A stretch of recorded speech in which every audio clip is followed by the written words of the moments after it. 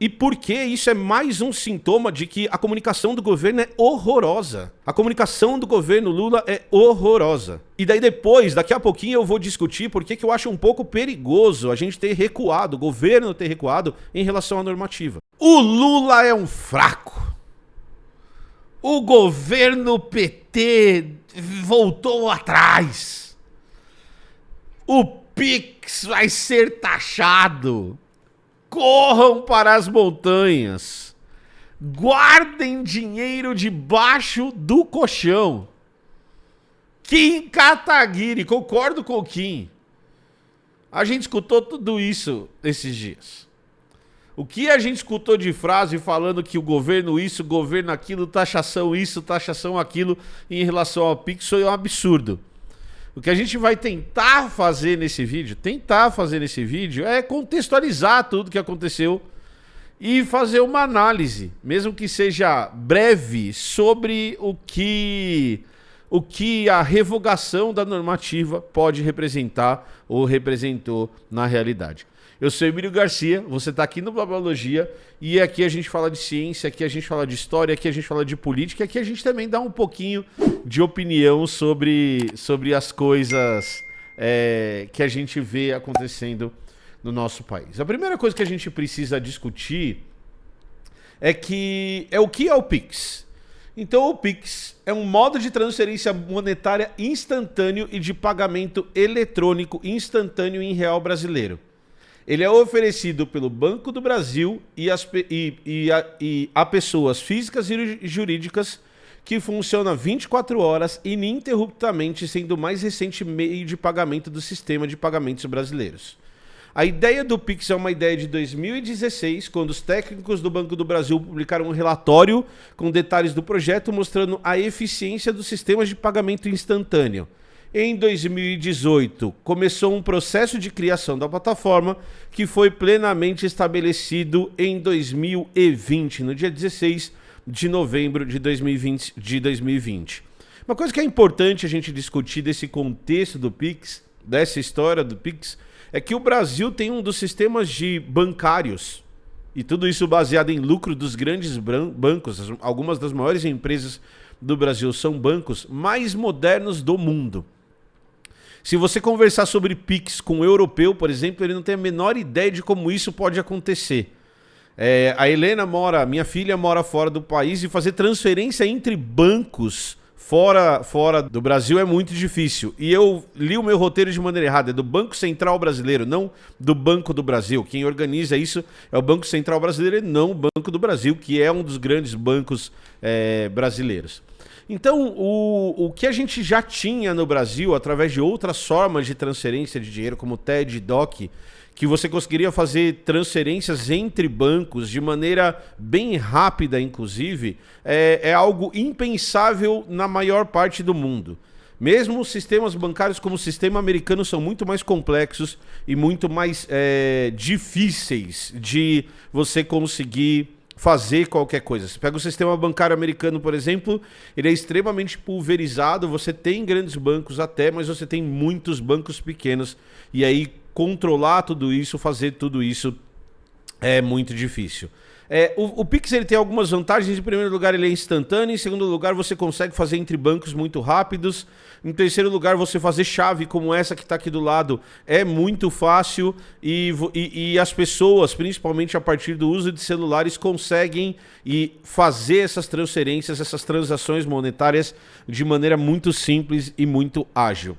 Essas características do Pix fizeram com que ele tenha sido adotado muito rapidamente e que seja uma das formas de transferência de dinheiro entre pessoas para empresas, entre pessoas e empresas mais usadas no Brasil. Então o Pix ele cresce muito rápido, o uso do Pix cresce muito rápido e o número de transações mensais passa de uma escala bizarra de 160, 200 milhões de transações, porque você compra desde um chiclete até um carro usando o Pix. Se vocês acompanham algum dos canais desses caras que ganham muito dinheiro na internet, vocês vão conseguir perceber que até dá para comprar carro no Pix, certo? Só para vocês terem uma ideia, no primeiro semestre de 2024, as transações em Pix atingiram 29 bilhões de reais, certo?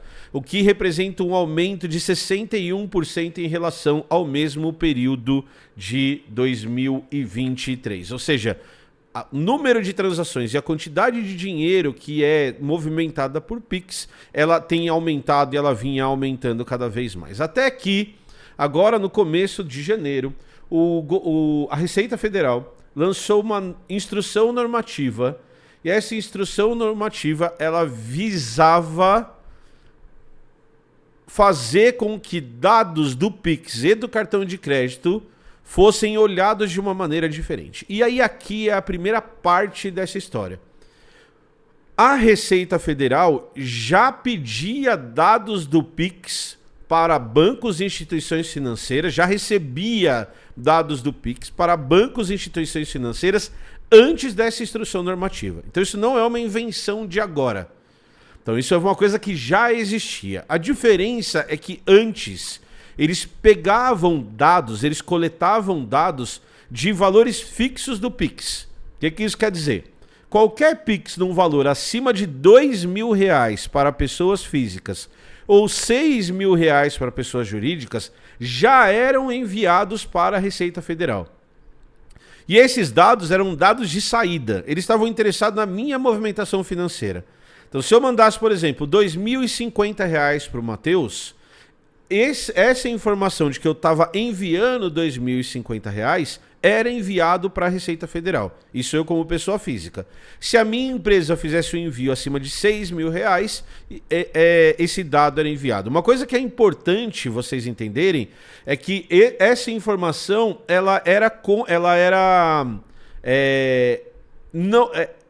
O que essa informação era enviada era uma informação de saída, não de chegada.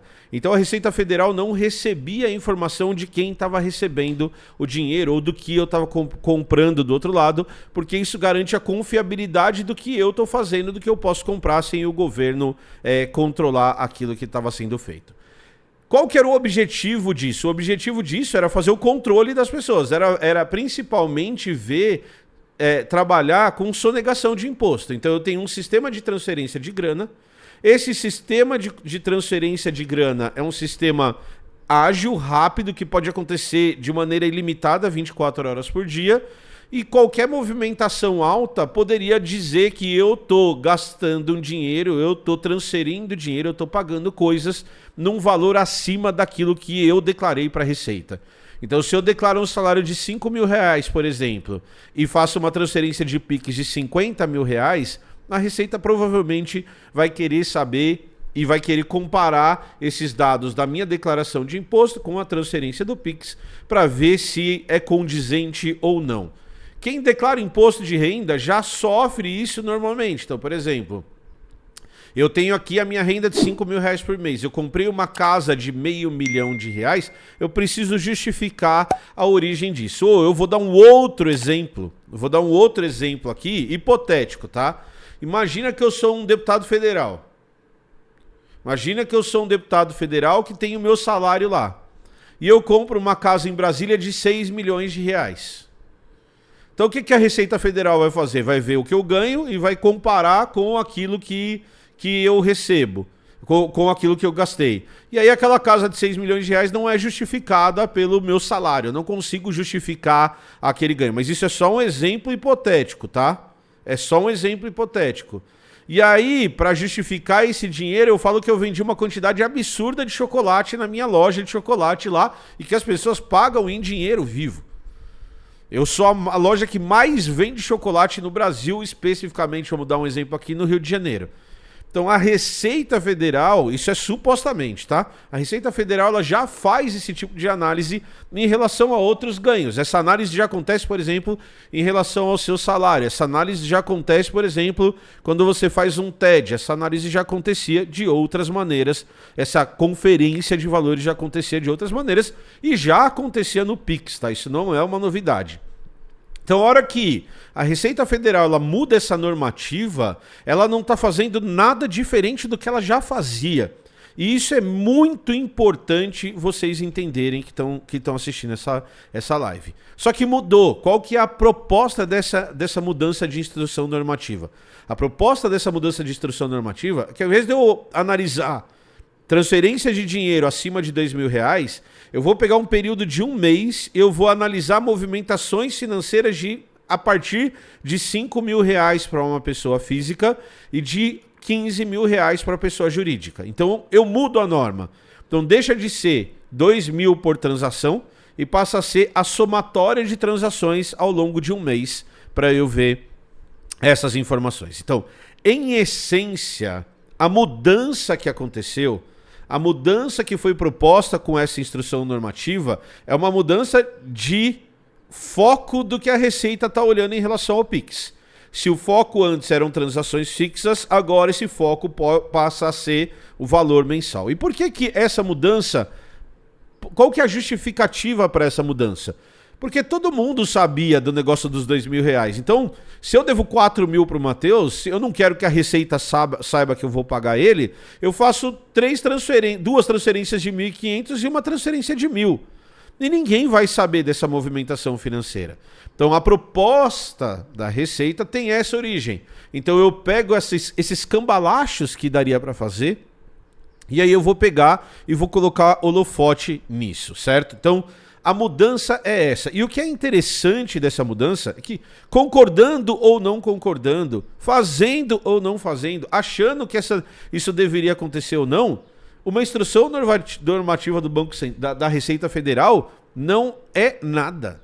É uma coisa corriqueira. É uma coisa simples. É uma coisa que acontece e que vai acontecer outras vezes no governo, certo?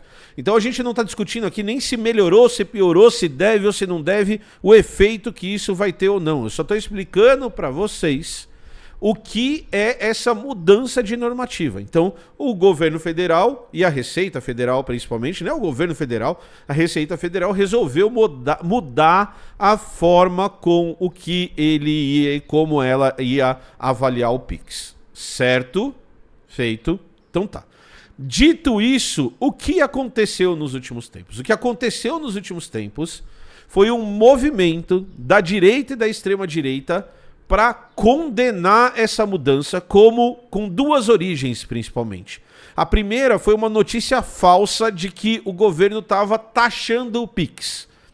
Então, qual que era a ideia? A ideia é, o governo olhou para o Pix, olhou para as transações e falou, e se eu taxasse isso aqui? Então essa foi a primeira notícia, essa é a primeira notícia que caiu. Eu vou puxar o microfone de lado aqui para contar um segredo para vocês.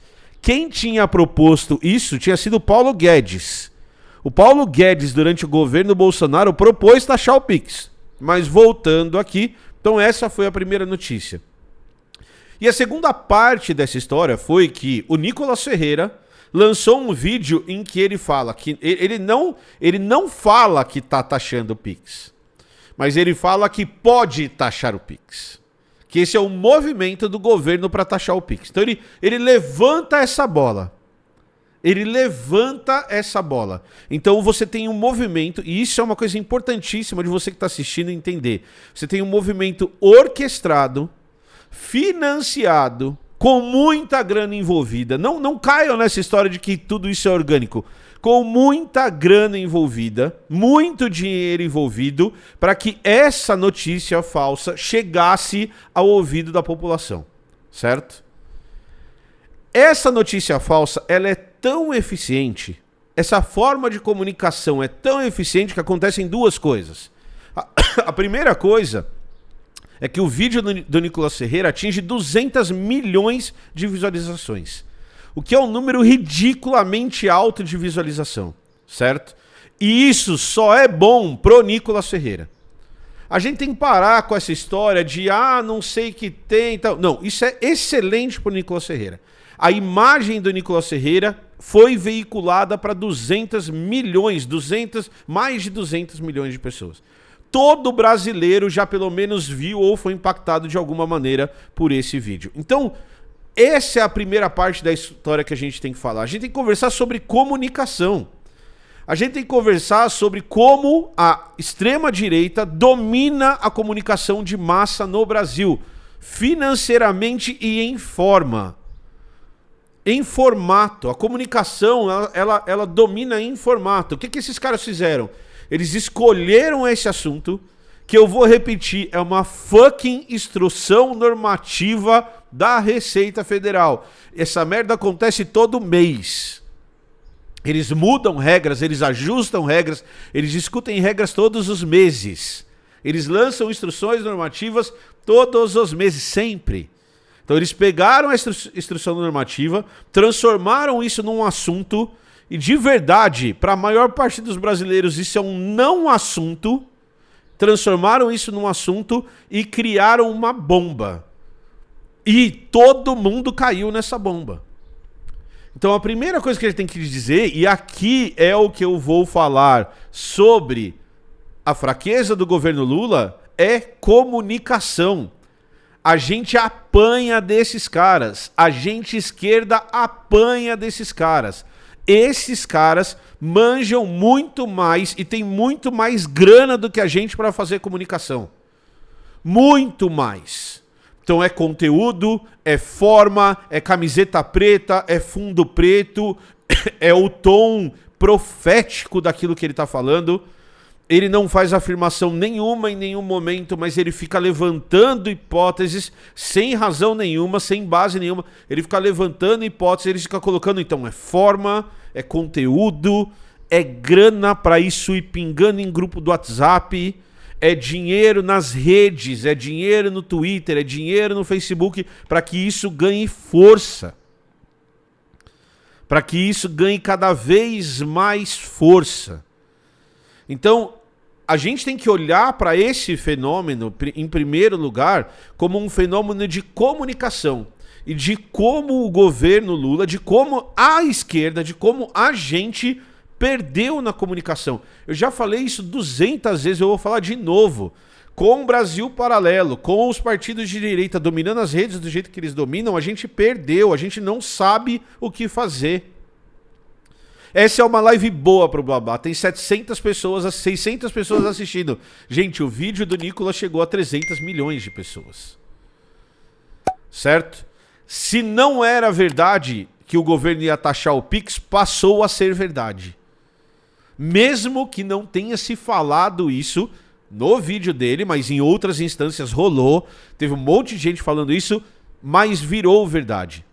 Tanto virou verdade que o número de transações no Pix em janeiro caiu 10%, na maior queda da história. Na maior queda do período. As fake news, as notícias falsas da direita tiveram um efeito no mundo real. As pessoas pararam de usar o Pix. As pessoas começaram a não aceitar receber o Pix. As pessoas começaram a cobrar taxa de um imposto para receber o Pix.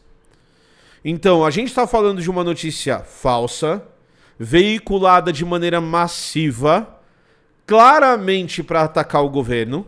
Então esse é outro ponto importante. Por que essa notícia falsa é importante? Porque essa notícia foi para atacar o governo e isso teve um efeito real. A população comprou essa notícia falsa. Então, voltando ao ponto, eu acho que a gente tem que entender por que as coisas acontecem do jeito que são. Como a comunicação foi feita e por que ela foi feita desse jeito. E por que isso é mais um sintoma de que a comunicação do governo é horrorosa. A comunicação do governo Lula é horrorosa. E daí depois, daqui a pouquinho eu vou discutir por que eu acho um pouco perigoso a gente ter recuado, o governo ter recuado em relação à normativa. Então o que a gente tem que aprender com essa história, o que a gente deveria aprender com essa história, o ponto que a gente deveria aprender com essa história, é que quando você tem essa resposta da direita, a gente deveria olhar para o que aconteceu e traçar estratégias, a gente do campo da esquerda, para combater a mentira. Tá tendo toda uma discussão se o governo foi fraco, se o governo não foi fraco, e o PT não, e o PT sim. No final das contas, Nicolas Ferreira, Brasil Paralelo, Kim Kataguiri, toda essa galera tá nadando de braçada. Tá nadando de braçada. Os caras, eles estão surfando nessa onda. E o que nós estamos fazendo, o que a esquerda está discutindo, é se o governo fez certo ou não, se deveria estar certo ou não, de algo que não seria nenhuma discussão. De novo, de algo que é relevante mesmo, é importante mesmo. Não é essa discussão que a gente deveria trazer nesse momento. É que a extrema-direita mentiu e a gente simplesmente está discutindo outra coisa. Quem dominou o discurso não é a gente. Eles tanto dominaram o discurso, eles tanto pegaram a discussão para si, o governo foi tão eficiente, tão ineficiente em se comunicar com a população. O que entrou na galera foi que o Pix ia ser taxado ao ponto das pessoas diminuírem o uso de Pix, que a postura do governo foi recuar, foi revogar a instrução normativa. E aí isso passa dois sinais. Na minha visão. Aí aqui é a minha visão, tá bom? Aqui é a minha visão. Isso pode mostrar duas coisas. Em primeiro lugar, mostra que se o governo for pressionado, ele vai recuar. E em segundo lugar, ele pode passar para a galera que... Tem até três, vai? Ele passa para a galera que talvez fosse taxar. E a terceira coisa que passa é que não pensaram direito na normativa. E as três coisas são prejudiciais. As três coisas são um problema. Então, a gente falha tanto em comunicar que a nossa estratégia é falar assim, ó, nossa, tá fazendo tanto barulho que talvez seja melhor eu recuar. Pô, mas você recuou, você não pensou direito? Não é uma boa normativa? Se é uma boa normativa, por que você tem que recuar? Ah, eu tenho que recuar porque as pessoas não entenderam. Então você deveria se comunicar com as pessoas. Ah, não era uma boa normativa, então por que foi colocada? Ah, não, quando grita a gente recua. E também tem uma outra coisa. Politicamente pode não é uma briga que valia a pena comprar. Então, a discussão que a gente tem que trazer, o foco que a gente deveria estar colocando, é que os caras mentem tanto e de maneira tão eficiente que eles mudam o mundo real. Que as pessoas pararam de fazer Pix. Que a mentira, ela funcionou. Que a mentira foi eficiente. Que esses caras dominam o discurso.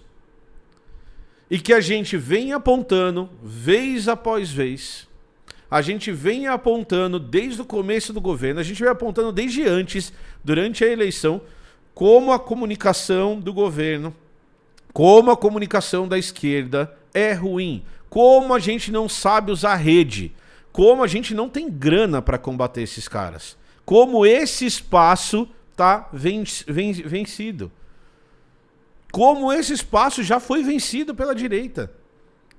E que com as mudanças que a gente vai ver no Facebook, com as mudanças que a gente vai ver no Instagram, com as mudanças que a gente viu no Twitter, esses caras ganham ainda mais força. Ainda mais força. Certo? Então, a mentira é o problema. E esse é o ponto que a gente deveria estar batendo. A gente deveria estar batendo na direita. Ah, Emílio está passando pano pro governo. Eu não passo pano pro governo aqui. Estou falando que a gente está colocando a discussão no lugar errado. Estou falando que tem muita gente que está tentando prever o que a Receita ia fazer com essas informações. Estou falando que isso afeta uma quantidade grande de brasileiros, mas não a maioria dos brasileiros. Estou falando que muito provavelmente a maioria das pessoas que estão achando o pipoqueiro... Eu li gente falando assim, o pipoqueiro vai cair na malha fina. Gente, pelo amor de Deus. Então eu acho que é essa discussão que eu queria trazer. Essa é a fraqueza do governo. A fraqueza do governo tomou uma decisão e não sabe comunicar essa decisão. Eu acho que o monitoramento da Receita ele já acontece. A gente está discutindo uma coisa e esquecendo do foco da outra. Beleza? Era isso que eu tinha para falar hoje. Valeu demais por acompanhar aqui o Blá Blá. Se você concorda, deixa o seu comentário aqui embaixo. Não esquece de deixar seu like, se inscrever no canal. E se você se importa tanto com o Pix, faz o Pix aqui, ó. Ajuda o Blá Blá a continuar funcionando, tá bom? Falou, valeu e tchau!